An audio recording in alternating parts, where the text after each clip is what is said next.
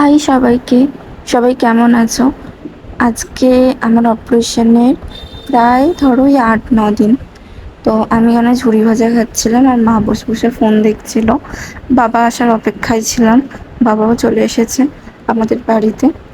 আর বাবার দেখো কত কিছু নিয়ে এসেছিল আমাদের জন্য। আর যাই হোক, বাবা বলছে তুই আমার ছবি তুলছিস তাহলে ভালো করেই তোল। আর জুজোকে বললো যে তুই ব্যাগটা রেখে আয় ভেতরে, তাই ও ব্যাগটা রাখতে গেছে।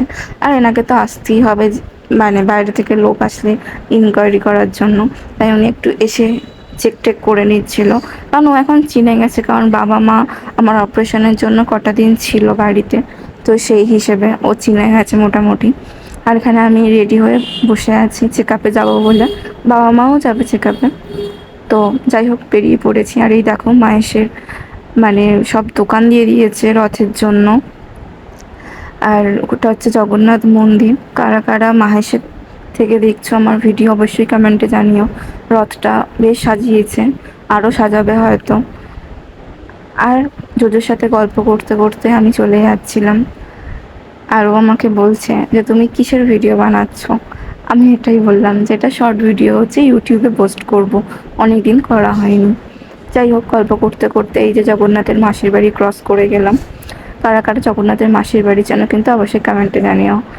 আর এটা হলো যে সুরক্ষাতে এসেছিলাম। সুরক্ষাতে আমার যে চেক আপের ডেট ছিল, তারপর ডাক্তার দেখানো হয়ে যাওয়ার পরে বাবা মা আর আমার শ্বশুরমশাই এসেছিলো। ওনারা টোটো করে গেল, আমি আর আমার বর স্কুটিতে করে এলাম। আর এটা দেখতেই পাচ্ছ ত্রিবেণী মল। কারা কারা এখানে এসেছো সেটাও কিন্তু অবশ্যই জানিও। ওকে, তো যাই হোক, বাড়ির দিকে চলে গেলাম। বাড়িতে যাওয়ার পরে সব চেঞ্জ করে নিয়ে, বাবা অনেকটা পরিশ্রম করে এসেছিলো, তাই বলছিলাম একটু রেস্ট নেব।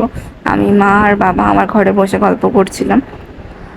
আর গল্প করতে করতে এটাই বলছিলাম যে তোমরা কাল চলে যাবে। আর এটা ছিল হচ্ছে ফাইনালি সেই দিনটা, মানে যেদিনকে আমার বাবা মা গেল বাড়িতে।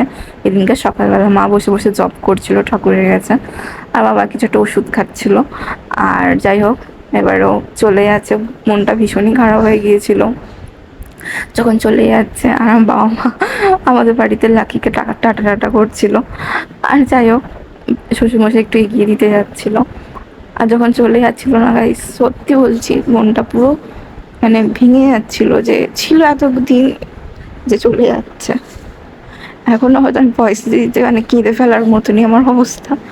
আর মা বলছে তুই চিন্তা কেন করছিস, সব সেলাই কাটা হয়ে যাবে, তো তখন তুই আমার বাড়িতে গিয়ে থাকিস কটা দিন।